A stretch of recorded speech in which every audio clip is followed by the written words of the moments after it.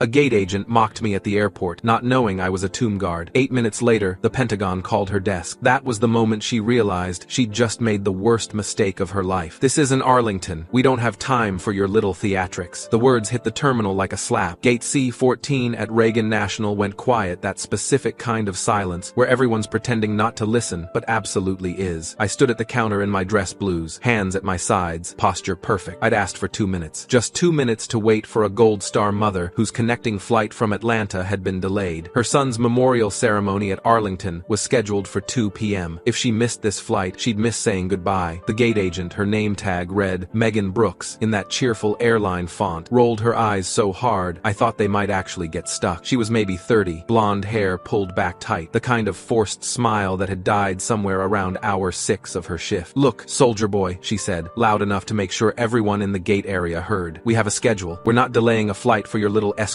mission. The door closes in 90 seconds, whether your VIP is here or not. Theatrics. Little escort mission." I didn't react. That's not what we do. A sentinel doesn't flinch, doesn't argue, doesn't break bearing for anything, not weather, not exhaustion, not insults from someone who doesn't know what the badge on my chest means. But the old man behind me, gray hair, weathered face, leaning on a wooden cane, Vietnam veteran pin on his worn cap, he made a sound, half grunt, half laugh, muttered just loud enough for me and Megan to hear. She has no idea who she's talking to. Megan's perfectly shaped eyebrows shot up. She leaned over the counter, that fake smile turning into something sharper. "And, who are you? The airport manners police?" The veteran straightened as much as his back would allow. "No ma'am, I'm just a man who buried 19 friends before he turned 23, and I know a tomb guard when I see one." Her smirk flickered, just for a second, like a light bulb that's about to burn out. She'd heard those words before, I could tell. Probably in some documentary her boyfriend made her watch once, maybe a news clip during Memorial Day, but she didn't understand them, didn't know what they meant. She didn't know about the badge on my chest, the Tomb Guard Identification Badge, one of the rarest military decorations in existence. Only 688 soldiers have earned it since 1926. Fewer than 20% of those who attempt qualification ever receive it. She didn't know I'd trained for 23 months just to qualify, that I'd memorized the names, ranks, and details of 160,000 souls buried at Arlington, that I'd practiced the 21-step march until my boots wore through, that I'd stood watch in thunderstorms, hurricanes, blizzards, and 105-degree heat until my uniform was soaked through and my feet bled. She didn't know the tomb of the unknown soldier has been guarded continuously, 24 hours a day, 7 days a week, without interruption since the 2nd of July 1937, not for weather, not for holidays, not for government shutdowns, never. She didn't know my little brother Marcus was buried in Section 60 at Arlington, that he died at 22 when his convoy hit an IED outside Kandahar, that I'd made a promise at his grave, a promise to stand for every soldier who never came home. She just saw a uniform she could dismiss, another grunt she could talk down to because she had a desk and a name tag and a little bit of authority at Gate C-14. "We're closing the door," she snapped, her finger already hovering over the button. "If your little escort is late, that's her problem. The plane leaves in 60 seconds. I lowered my head, not in defeat, in discipline. "Understood, ma'am." The jet bridge door sealed shut with a hydraulic hiss. Through the window, I watched the plane pull back from the gate. Flight 2847 to Louisville. Departure time, 10:47 a.m. 3 minutes later, Mrs. Eleanor Patterson arrived at the gate. She was 71 years old, barely 5 feet tall, wearing a black dress that hung loose on her frame like she'd lost weight she couldn't afford to lose. She clutched a folded American flag to her chest, the one they'd given her at her son's funeral 2 years ago. Her connecting flight from Atlanta had been delayed by weather. She'd run through the terminal as fast as her legs would carry her. Too late. She looked at me, at the empty gate, at the plane taxiing away. Her face didn't crumble. It was like watching something already broken try to hold itself together one more time and finally give up. "I missed it," she whispered. "Yes, ma'am. I'm so sorry." I guided her to a bench near the window, stood at attention beside her. I couldn't sit, we don't break protocol, but I let my voice go soft in a way I normally wouldn't. "Ma'am, I'll get you on the next flight. I'll make sure you get to Arlington. I give you my word." She didn't wail, didn't scream, just cried these quiet, exhausted sobs that sounded like they'd been trapped inside her for 2 years. She pressed that folded flag against her chest like it was the only thing keeping her heart from falling out. "He was supposed to come home," she said. "They said he'd come home in April, but then, and now I can't even get to his ceremony on time. I can't even do this one thing right for him." I felt something crack inside my chest, something that had been held rigid for so long I'd forgotten it could break. I'd failed her son, failed Marcus, failed every unknown soldier I'd sworn to honor. When I looked back at the desk, Megan was watching. She'd seen Mrs. Patterson arrive, seen the flag, seen an elderly woman crying on a bench. Something flickered across her face, not guilt, not yet, but discomfort. The kind that comes when you realize you might have been wrong, but haven't admitted it yet. She looked away quickly, started typing on her computer. Busy work. What none of us knew was that someone else had been watching the whole thing. Evan Rodriguez was a baggage handler for the airline, 24 years old, Army Reserve, served one deployment in Iraq. He'd been walking past gate C-14 when he heard Megan's voice cut through the terminal. This isn't Arlington. He'd stopped, looked at me, seen the badge, seen the uniform, seen what Megan couldn't or wouldn't see, and he'd pulled out his phone. He'd opened the airline's internal incident reporting system and typed out what he'd witnessed. Then, he'd sent a text message to his former platoon sergeant, who now worked in congressional liaison. That sergeant had forwarded it to someone at the Pentagon. All of this happened in the space of 4 minutes. I didn't know any of this yet. I was focused on Mrs. Patterson, on trying to figure out how to get her to Louisville in time for a 2 p.m. ceremony that was now impossible to make. That's when Megan's desk phone rang. She picked it up absently, still typing. Gate C-14. This is Megan. Silence. A long, cold pause. Her fingers froze on the keyboard. Miss Brooks, the voice that came through was deep, military, the kind of voice that's used to being obeyed. This is Colonel James Walker from the United States Army Military District of Washington. Every drop of color drained from her face. She stood up so fast her chair rolled backward and hit the wall. Yes, sir. We've received a report involving Staff Sergeant Ryan Bennett of the 3rd United States Infantry Regiment, the Old Guard, currently serving as a sentinel at the tomb of the unknown soldier. Is he present at your location? Her eyes found me across the gate area, wide, panicked. She looked like someone had just told her the floor was about to drop out from under her. Yes, sir. He's here. Put me on speaker. Now, her hand shook so badly she could barely press the button. When she did, Colonel Walker's voice filled the terminal. Staff Sergeant Bennett, this is Colonel Walker. I understand there's been a situation involving a Gold Star family member's travel arrangements. I straightened. Yes, sir. And I understand that despite your request for a brief delay to ensure this family member's presence on the flight, the gate agent chose to close the door with the family member en route. That's correct, sir. The silence that followed was the kind that makes your skin crawl. When Colonel Walker spoke again, his voice had gone from professional to something colder. Miss Brooks, Staff Sergeant Bennett is not soldier boy. He is active duty Army, assigned to one of the most prestigious and demanding posts in the United States military. The 3rd Infantry Regiment has guarded the tomb of the unknown soldier for 87 years without interruption. Sentinels are chosen from volunteers who meet the highest standards of military bearing, discipline, and dedication. Gasps rippled through the terminal. People had their phones out now. An older woman near me whispered, "Oh my God." Colonel Walker continued, "It is of critical importance that Gold Star families who have lost a service member in combat, are treated with the utmost dignity and respect. These families have sacrificed more than most Americans can comprehend. When a sentinel requests accommodation for a Gold Star family member, it is not theatrics. It is a matter of national honor." Megan gripped the desk like it was the only thing keeping her upright. Her face had gone from white to gray. "Miss Brooks, I will require a full incident report within the hour. I will be contacting your corporate headquarters to ensure this matter is reviewed at the highest level. Additionally, I will be filing a formal complaint with the Department of Transportation regarding treatment of military escorts and Gold Star families." "Sir, I didn't know." "Ignorance is not an excuse. Your job is to know. Your job is to treat every passenger with dignity, and to treat those who have served and those who have lost loved ones in service with the respect they have earned." The old Vietnam veteran leaned on his cane and looked Megan dead in the eye. His voice was quiet but carried across the silent terminal. "Told you." Megan's supervisor materialized from somewhere, a man in his 50s, red-faced, already on his phone, already getting calls. He looked at Megan like she'd just set fire to the gate desk. "My office. Now," he said, not even bothering to cover the phone. Megan's hands started shaking so badly she knocked over her coffee cup. Brown liquid spread across the desk, soaking papers, dripping onto the floor. She didn't even notice. The entire terminal was staring. Passengers, gate agents from neighboring gates. A pilot walking to his aircraft stopped and took out his phone. A TSA officer stood at attention and saluted me. Everyone saw. Everyone watched. The woman who'd mocked a tomb guard realized she'd just ended her own career in 8 minutes flat. I hadn't said a word beyond, "Yes, sir," and "That's correct, sir." Hadn't argued, hadn't threatened, hadn't needed to. Colonel Walker's voice came through the speaker one more time. "Staff Sergeant Bennett, Mrs. Patterson will be accommodated on the next available flight at no charge, with an airline representative escort to ensure there are no further complications. Is that acceptable?" "Yes, sir." "Thank you, sir." "You're a credit to the regiment, Sergeant. Carry on." The line went dead. I turned back to Mrs. Patterson, who had stopped crying and was staring at me with an expression I couldn't quite read. "Ma'am, let's get you rebooked." The next hour was a blur. Megan was escorted away by her supervisor, who looked like he was 2 seconds from having a stroke. A different gate agent, an older woman named Patricia, who kept apologizing every 30 seconds, personally handled Mrs. Patterson's rebooking. The next flight to Louisville wasn't until 2:15 p.m., which meant Mrs. Patterson would miss the ceremony. But Patricia was already on the phone with someone. "Yes, this is Patricia Chen at Reagan National. I need to speak to whoever coordinates Arlington ceremonies." "Yes, I'll hold." 5 minutes later, she hung up and turned to Mrs. Patterson. "Ma'am, they're delaying the ceremony until 4:30 p.m. to ensure you can be present. There will be a car waiting at Louisville to drive you directly to Arlington." Mrs. Patterson started crying again, but different this time. Relief, gratitude. She looked up at me. Thank you so much." "You don't need to thank me, ma'am. Your son earned this. You earned this." She reached out like she wanted to hug me, then stopped herself. She understood enough about military protocol to know I couldn't accept. Instead, she pressed her hand to her heart and bowed her head. I snapped a perfect salute, held it until she looked up. By the time Mrs. Patterson boarded her rescheduled flight, the incident had gone viral. The passenger who'd filmed Meghan's public dressing down had posted it to Twitter with the caption, "Gate agent mocks tomb guard. Pentagon calls her desk. Watch karma in real time." 3 million views in 2 hours. The airline's PR department was in full crisis mode. By 3 p.m., they'd released a statement. "We deeply apologize for the treatment Staff Sergeant Bennett and Mrs. Patterson received at Reagan National Airport this morning. The behavior of our employee was unacceptable and does not reflect our company's values or our respect for military service members and Gold Star families. The employee in question has been placed on immediate administrative leave pending investigation. We are reviewing our training protocols to ensure this never happens again." Administrative leave. That was corporate speak for fired, but we can't say it yet. Evan Rodriguez, the baggage handler who'd reported it, got a commendation from his reserve unit and a personal thank you call from a general at the Pentagon. The old Vietnam veteran, whose name turned out to be William Chen, no relation to Patricia, became a minor celebrity when someone recognized him from the video and interviewed him. He said exactly what you'd expect. "These kids today have no respect for what that uniform means. That young man stood watch over our nation's dead. You don't mock that. You don't ever mock that." As for me, I filed my report with my commanding officer and went back to Arlington, back to the white marble, back to the 21 steps, back to the rotation of sentinels who've stood watch since 1937 through world wars, terrorist attacks, and pandemics. Because that's what we do. We stand. We don't argue or fight or defend ourselves. We just stand, and we let our bearing speak for itself. 3 weeks later, I was walking my route at the tomb. 21 steps south, face east, pause. 21 seconds, face north, pause. 21 seconds, 21 steps north. Repeat when my relief approached for the changing of the guard. After the ceremony, after we'd marched back to the guard room, my sergeant pulled me aside. "You have a visitor." "Sir?" "She's been waiting for 2 hours. Says she won't leave until she sees you." Mrs. Eleanor Patterson stood in the visitor area, wearing the same black dress, but looking somehow lighter, less burdened. She was holding a photograph. "Staff Sergeant Bennett," she said when she saw me. "I hope this isn't against the rules." "Not at all, ma'am. Is everything all right?" "Everything is better. I wanted to show you this." She held up the photograph. It showed a young soldier in dress uniform, broad smile, same eyes as his mother. "This is my son, Staff Sergeant Thomas Patterson. He was 24 when he died. He looks like a good man, ma'am." He was. "And because of you, I got to attend his memorial. I got to hear his friends talk about him. I got to see where he'll rest. I got to say goodbye properly." Her voice cracked. "You gave me that. You and that phone call, and even that awful woman, in a strange way." "Ma'am, let me finish. Thomas wrote me a letter before he died. One of those, if you're reading this letters. He said that if anything happened to him, he wanted me to know that he'd been surrounded by people who understood honor, who understood duty, who would stand watch over him even after he was gone." She wiped her eyes. "I thought that was just nice words, but then I met you, and I understood what he meant." She pressed the photograph into my hand. "Would you keep this? In your guard room, or wherever you keep things? So you know whose family you helped? So you remember Thomas?" I looked at the photo, at Staff Sergeant Thomas Patterson's smile, at the 82nd Airborne patch on his shoulder. "It would be an honor, ma'am." She hugged me then, protocol be damned, and I let her. Because some things are more important than rules. After she left, I walked back to the tomb, placed the photograph in our memorial book, the one where we keep letters and photos from families, to remind us why we stand. I thought about Megan Brooks, about how 8 minutes can change your entire life, about how one decision, one moment of cruelty or carelessness can expose exactly who you are to the entire world. I wondered if she understood yet, if she'd figured out that it wasn't really about the flight, or the delay, or even the phone call. It was about the fact that some things are sacred, some duties are holy, some sacrifices are so profound that mocking them is unforgivable. I wondered if she'd learned that underestimating someone in uniform, any uniform, is a mistake, because you don't know what they've seen, what they've lost, what they've sworn to protect. I wondered if she'd learned anything at all, but mostly, I thought about Mrs. Patterson, about how she'd gotten to say goodbye to her son, about how a 2-minute delay had been worth someone's career, and I thought it was a fair trade.